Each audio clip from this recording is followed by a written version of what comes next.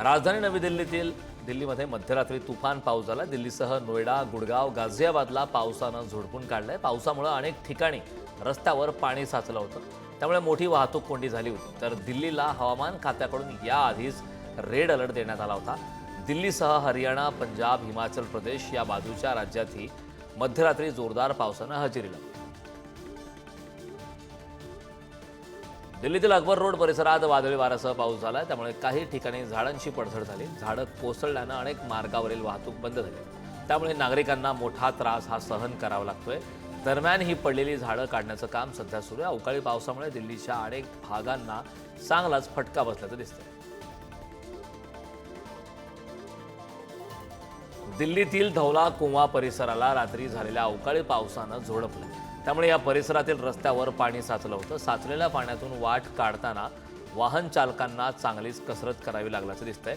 मुसळधार पावसामुळे भुयारी मार्गामध्येही पाणी साचल्याचं चित्र आहे। या साचलेल्या पाण्यात अनेक गाड्या अडकल्या आहेत, तर कार, बसेस ही वाहनं पाण्यात अडकून बंद पडली। ऑस्ट्रेलियाच्या न्यू साऊथ वेल्समध्ये विक्रमी पाऊस झाला। मुसळधार पावसामुळे पूरस्थिती उद्भवल्याने 4 जणांचा मृत्यू झाला, तर 1 जण अजूनही बेपत्ता आहे। सिडनीच्या उत्तरेला असलेल्या भागात सतत पडणाऱ्या मुसळधार पावसामुळे 500,000 लोकांचं स्थलांतर करण्यात आलंय। पंतप्रधान अँथनी अल्बनीज आणि न्यू साऊथ वेल्सचे मुख्यमंत्री क्रिस मिन्स यांनी पूरग्रस्त भागाला भेट दिली। यावेळी त्यांनी मदतीचंही आश्वासन दिलंय। गेल्या 24 तासात 177 जणांना वाचवण्यात यश आलंय, तर पूरग्रस्त भागात आता साफसफाईचं काम केलं। चीनमधील अनेक भागातही जोरदार पाऊस झाला। दक्षिण चीनमध्ये वुहान शहरात अभूतपूर्व असा मुसळधार पाऊस कोसळला। यामुळे स्थानिक प्रशासनाने प्रथमच आपत्कालीन इशारा जारी केलाय। शहरी भागात जनजीवन विस्कळीत झालं असून वाहतूक ठप्प झाली। या घटनेचा हवामानविषयक आपत्कालीन परिस्थिती म्हणून वर्ग करण्यात आले। मुसळधार पाऊस आणि आलेल्या पुरामुळे मोठ्या प्रमाणात नुकसान झाल्याची शक्यता आहे। प्रशासनाकडून बचाव कार्य सुरू आहे। हवामान तज्ज्ञांनी पुढील काही दिवस अतिवृष्टीचा इशारा। इंडोनेशियातील वेस्ट पापुआ प्रांतात जोरदार पाऊस झालाय, ज्यामुळे पूर आल्याने भूस्खलनही झालं। या घटना आतापर्यंत 15 जणांचा मृत्यू झाला असून 5 जण बेपत्ता आहेत। पावसामुळे जागोजागी चिखल आणि ढिगारे साचलेत, त्यामुळे बचाव कार्यात अडचणी आल्यात। मोठी यंत्रसामग्री वापरून शोध आणि बचाव कार्य सुरू आहे। हवामान अजूनही खराब असल्याने लोकांना सतर्क राहण्याचा इशारा दिला गेलाय। पुरामुळे ज्यांच्या घराचं नुकसान झालं त्यांच्या तात्पुरत्या निवासाची आणि अन्न पाण्याची सोय करण्यात आली। पंतप्रधान नरेंद्र मोदी आज मन की बात कार्यक्रमातून देशवासियांशी संवाद साधणार आहेत। मोदींच्या मन की बात या रेडिओ कार्यक्रमाचा आज 122वा भाग आज प्रसारित होणार आहे। ऑपरेशन सिंदूर, भारतीय सैन्याची कामगिरी आणि पाकिस्तानचा दहशतवाद या विषयांवर पंतप्रधान नरेंद्र मोदी आज बोलण्याची शक्यता आहे। भारतातून 33 देशांमध्ये गेलेल्या भारतीय शिष्टमंडळाबद्दल सुद्धा ते बोलण्याची शक्यता आहे। तर मागील कार्यक्रमात पंतप्रधानांनी पहलगाम दहशतवादी हल्ल्यातील मृतांच्या कुटुंबियाप्रती संवेदना व्यक्त करत या हल्ल्याला उत्तर देण्याचा इशारा दिला होता।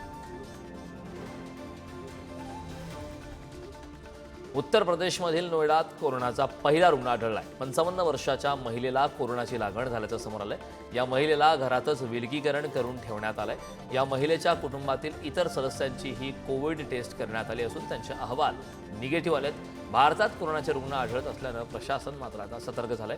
प्रशासनाकडून स्पेशल वॉर्ड आणि विलगीकरण कक्षाची स्थापना केली जाते। नागरिकांना घाबरून न जाता सतर्क राहण्याचं आवाहन यावेळी प्रशासनाकडून केलं जातं। युट्यूबर ज्योती मल्होत्राच्या बांगलादेश दौऱ्याची केंद्रीय तपास यंत्रणा आता चौकशी करते। पाकिस्तानसाठी हेरगिरी केल्याच्या आरोपाखाली ती सध्या अटकेत आहे। ज्योती पाकिस्तानी दूतावासातील अधिकारी दानिशच्या सांगण्यावरून बांगलादेशला गेली होती। ढाका विद्यापीठाजवळ व्हिडिओ बनवताना तिनं शेख हसीना यांचे सरकार उलथवण्याचा कट रचला होता का, याबद्दल NIA दानिश आणि ज्योती यांच्यातील संबंधाचा तपास करतायत। सध्या ज्योती 4 दिवसांच्या रिमांडवर असून NIA, IB आणि मिलिटरी इंटेलिजन्स तिची चौकशी करत असल्याची माहिती आहे। पाकिस्तान आता आतंकीस्तान बनलाय अशी घणाघाती टीका ठाकरेंच्या सेनेच्या खासदार प्रियंका चतुर्वेदी यांनी केली। आज आपण युरोपीय देशांमध्ये जात आहोत, तिथे इतके दहशतवादी हल्ले झाले आहेत त्या सर्व हल्ल्यांमुळे मूळची पाकिस्तानच आढळते। अल कायदाचा म्होरक्या ओसामा बिन लादेन स्वतः पाकिस्तानातच सापडला होता। आज आपण या परिणामांना सामोरं जात आहोत। येत्या काळात संपूर्ण जगाला याचे परिणाम भोगावे लागतील असा संताप व्यक्त करत त्यांनी इशारा सुद्धा यावेळी दिला।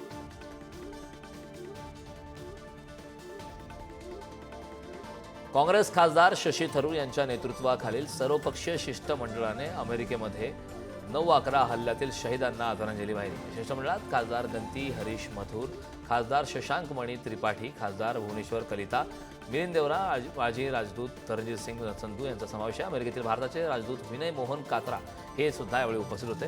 हे शिष्टमंडळ सध्या जागतिक दौऱ्यावर असून ऑपरेशन सिंदूर आणि दहशतवादाविरोधात भारताची भूमिका याबद्दल जगाला माहिती देणार आहे।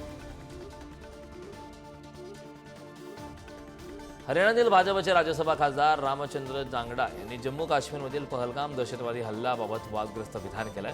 ज्या महिलांनी आपले पती गमावले त्यांच्यात युद्धासारखा उत्साह आणि जोश नव्हता आणि म्हणूनच 26 लोक गोळ्यांचे बळी ठरले असं ते म्हणाले। पर्यटकांना हात जोडून मारण्यात आले। जर आपण पंतप्रधानांच्या योजनेनुसार प्रशिक्षण घेतले असते आणि परिस्थितीचा सामना केला असता तर इतके मृत्यू झाले नसते असंही त्यांनी पुढे म्हटलं। त्यांच्या या वक्तव्यावर देशभरात संताप। प्रसिद्ध पंजाबी गायक सिद्धू मुसेवाला यांच्या हत्येचा तपास करणारे निवृत्त उपनिरीक्षक अंग्रेज सिंग यांचे निधन झाले। त्यांना शुक्रवारी मानसा न्यायालयात हजर राहायचे होते, परंतु आजारपणामुळे त्यांचे निधन झाले।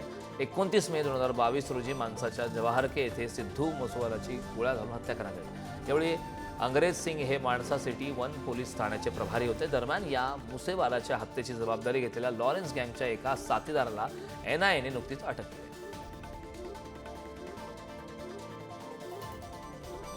चंडोकला बँक फसवणूक प्रकरणाशी संबंधित गुन्हेगार अंगद सिंग चंडोकला CBIने भारतात आणले। बँक घोटाळा प्रकरणी आरोपी असल्याने अमेरिकेतील संबंधित यंत्रणांच्या सहकार्याने त्याला भारतात परत आणले। ऑनलाईन फसवणूक प्रकरणात मुख्य आरोपी असल्याने त्याला अमेरिकेतील न्यायालयाने दोषी ठरवत प्रत्यार्पणाचे आदेश दिले। चंडोकला बँक फसवणूक प्रकरणातील भूमिकेसाठी त्याला 6 वर्षाच्या तुरुंगवासाची शिक्षा सुनावण्यात आली।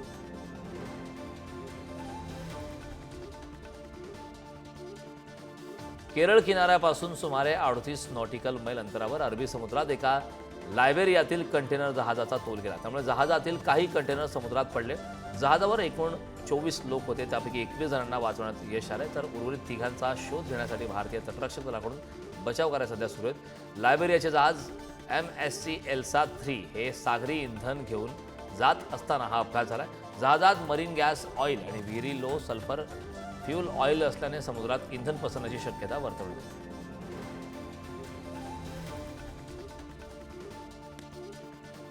10 लाख बक्षीस असलेला नक्षलवादी आणि JJMP या गटाच्या प्रमुखाचा पोलीस चकमकीत खात्मा झालाय। लातेहारच्या इचबार जंगलात झालेल्या चकमकीत आणखी 2 नक्षलवादी ठार झालेत। झारखंडच्या लातेहार जिल्ह्यात ज्याच्या नावाची दहशत होती तो JJMP प्रमुख पप्पू लोहारा याच्यासह 2 नक्षलवादी पोलीस चकमकीत ठार झालेत।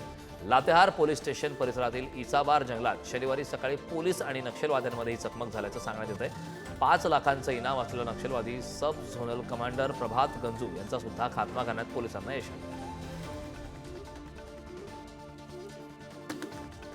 राजस्थानच्या ब्यावरमध्ये चोरीच्या संशयातून डंपर चालकाला अमानुष मारहाण करण्यात आल्याचा व्हिडिओ समोर आलाय।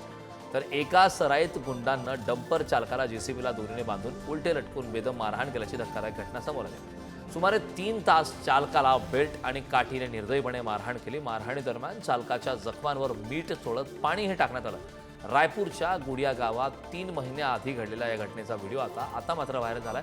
त्यानंतर पोलिसांनी आरोपीला तात्काळ अटक केली। CBSE बोर्डाने सर्व शाळांसाठी सूचना जारी केल्या। त्यामध्ये प्राथमिक शिक्षण मातृभाषेतून देण्यावर भर देण्यात आला। या शैक्षणिक वर्षापासून हा नियम लागू होणार आहे। गुरुवारी जारी केलेल्या सूचनानुसार या शैक्षणिक सत्रापासून प्राथमिक शिक्षणासाठी मातृभाषा किंवा प्रादेशिक भाषा शिकवण्याचं माध्यम बनवावं लागेल। सुरुवातीच्या अभ्यासादरम्यान याची विशेष काळजी घेतली पाहिजे असं बोर्डानं म्हटलंय। शालेय शिक्षणासाठी नवीन राष्ट्रीय अभ्यासक्रम आराखड्याअंतर्गत ही मार्गदर्शक तत्त्वे जारी करण्यात आली। PFमध्ये जमा केलेल्या रकमेवर केंद्र सरकारने मागील आर्थिक वर्षासाठी 8.25% व्याज देण्यास मंजुरी दिली आहे। त्यानुसार व्याजाची रक्कम देशभरातील 7 कोटीहून अधिक कर्मचाऱ्यांच्या PF खात्यात हस्तांतरित केली जाईल। EPFOच्या केंद्रीय विश्वस्त मंडळाने 28 फेब्रुवारी रोजी झालेल्या बैठकीत 8.25% व्याजदर कायम ठेवण्याचा निर्णय घेतला होता। नंतर तो मंजुरीसाठी अर्थ मंत्रालयाकडे पाठवण्यात आलाय। 1952 मध्ये PFवरील व्याजदर केवळ 3% होता। नंतर 1972 मध्ये हा दर पहिल्यांदा 6% वर पोहोचला। 1984 मध्ये तो प्रथमच 10%वर पोहोचला। आज एनडीएमधील घटक पक्षांची महत्त्वपूर्ण बैठक होणार आहे। पंतप्रधान नरेंद्र मोदी आणि केंद्रीय गृहमंत्री अमित शाह यांच्या उपस्थितीमध्ये ही बैठक पार पडणार आहे। या बैठकीत देशभरातील भाजप शासित आणि एनडीए घटक पक्षातील मुख्यमंत्री, उपमुख्यमंत्री सहभागी होणार आहेत। मुख्यमंत्री देवेंद्र फडणवीस, उपमुख्यमंत्री एकनाथ शिंदे आणि अजित पवार हे देखील बैठकीला उपस्थित असणार आहेत। या बैठकीमध्ये ऑपरेशन सिंदूर आणि देशभरातील सध्याच्या राजकीय परिस्थितीवर विचारमंथन केले जाईल।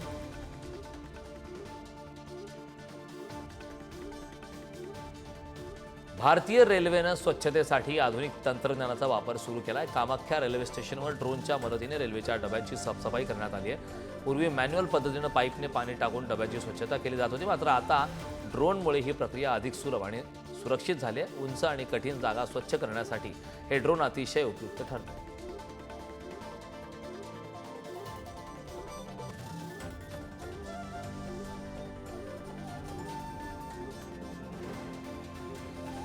बांगलादेशमधील राजकीय गोंधळाच्या पार्श्वभूमीवर सरकारचे मुख्य सल्लागार मोहम्मद युनूस आपल्या पदावर कायम राहणार आहेत। राजकीय आणि लष्करी दबावामुळे ते राजीनामा देऊ शकतात असे मानलं जात होतं, मात्र मोहम्मद युनूस यांची शनिवारी सल्लागार परिषदेची बैठक बोलावली। या बैठकीनंतर नियोजन सल्लागार वहिदुद्दीन यांनी ही माहिती दिली। याचवेळी लष्कर प्रमुख वकार उझ जमान यांनी डिसेंबरपर्यंत निवडणुका घेण्याचा स्पष्टपणे अल्टिमेटम दिलाय।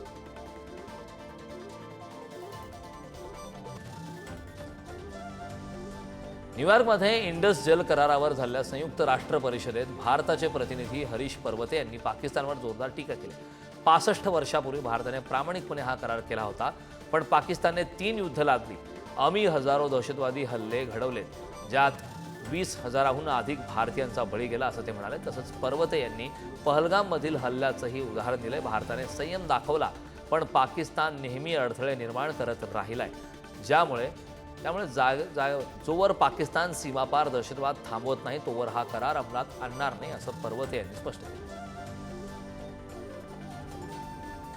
संयुक्त राष्ट्र परिषदेत भारत आणि पाकिस्तान पुन्हा आमने-सामने आले। पाकिस्तानने नागरिकांच्या सुरक्षेचा मुद्दा उपस्थित करत आपली कळवळा व्यक्त केली, पण भारताने पाकला जोरदार प्रत्युत्तर दिले। ज्याला दहशतवादी आणि सामान्य नागरिकांमधला फरक कळत नाही त्याला नागरिकांच्या सुरक्षेवर बोलण्याचा अधिकार नाही असं प्रत्युत्तर भारताचे प्रतिनिधी हरीश पुरी यांनी दिले। तसंच त्यांनी पाकच्या दहशतवादाला दिलेल्या आश्रयावरही प्रकाश टाकलाय। मुंबईतील हल्ला, पहलगाममधील हल्ल्यामागे पाकिस्तानचा हात असल्याचंही भारतानं दाखवलं। पाकिस्तानचे खासदार सय्यद अली जफर यांनी सिंधू नदीच्या पाणी संकटाला वॉटर बॉम्ब म्हटले। पाकमधील 10 पैकी 9 लोक या नदीवर अवलंबून आहेत आणि 90% शेती सिंधू नदीच्या पाण्यावर चालते। तर हे संकट तातडीने सोडवलं नाही तर पाकिस्तानला उपासमारीला सामोरं जावं लागू शकतं असं जफर यांनी म्हटलं।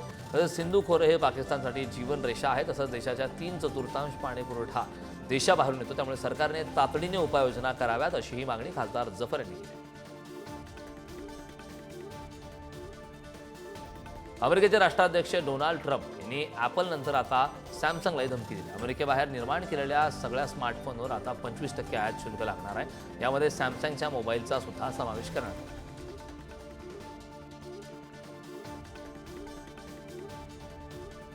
अमेरिकेचे राष्ट्राध्यक्ष डोनाल्ड ट्रम्प यांच्या धोरणामुळे बेल्जियमच्या भावी राणी एलिझाबेथ यांच्या शिक्षणावर संकट आले। एलिझाबेथ हार्वर्ड विद्यापीठात पब्लिक पॉलिसीचं शिक्षण घेत आहेत। त्यांचं पहिलं वर्ष पूर्ण झालं, पण ट्रम्प प्रशासनाने परदेशी विद्यार्थ्यांच्या प्रवेशावर बंदी आणण्याचा निर्णय घेतल्यामुळे त्यांचं पुढचं शिक्षण हे धोक्यात आलंय। त्यामुळे बेल्जियम राजघराण्यात चिंतेचं वातावरण आहे। एलिझाबेथ यांनी याआधी ऑक्सफर्डमधून इतिहास आणि राजकारणाचं शिक्षण घेतलं। त्या दरम्यान हार्वर्डनेही ट्रम्प यांच्या निर्णयाला तीव्र विरोध केला।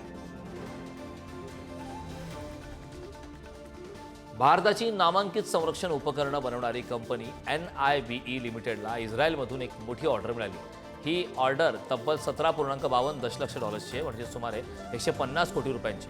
या ऑर्डर अंतर्गत कंपनी युनिव्हर्सल रॉकेट लॉन्चर्स बनवले जाणार आहेत, जे 300 किलोमीटरपर्यंत मारा करण्याची क्षमता ठेवतात। इस्रायलसारख्या तंत्रज्ञान क्षेत्रात आघाडीवर असलेल्या देशाकडून ही ऑर्डर मिळणं म्हणजे भारताच्या संरक्षण तंत्रज्ञानाला जागतिक मान्यता मिळण्यासारखं आहे। ही ऑर्डर केवळ कंपनीसाठीच नव्हे तर भारतासाठीही अभिमानाची बाब आहे।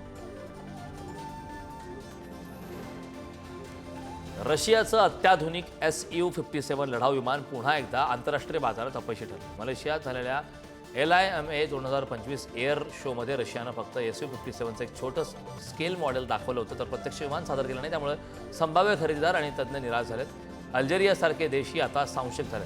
MRCA प्रकल्पाअंतर्गत मलेशिया 18 लढाऊ विमानं खरेदी करणार होतं, पण Su-57 नसल्याने रशियाची मोठी संधी हुकली. या विमानाच्या उत्पादनातील उशीर, गुप्तता आणि रशियाची कमकुवत अर्थव्यवस्था यामुळे ग्राहकांचा विश्वास तुटला.